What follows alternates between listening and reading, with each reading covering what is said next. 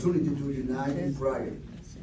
May your ears be attentive to our cry as we ask you to bless these men and women who, in obedience to your word, we rise at this altar of prayer in this place of authority and governance.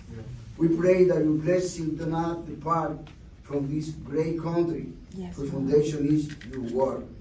That despite the actions that offend your name, your grace, and your favor, may remain firm for the love of those who love you and wait for your coming.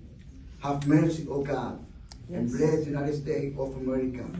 From east to west, from north to south, pour out your blessings on every life.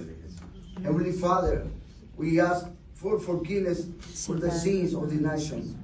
You know in detail the sins that are practiced without fear or repentance across the nation.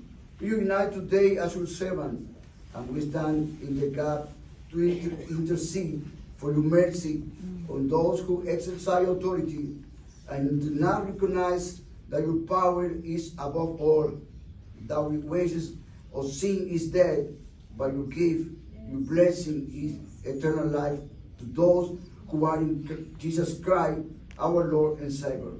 I pray, believing that you hear us and attend our needs in the name of Jesus. Amen. Amen.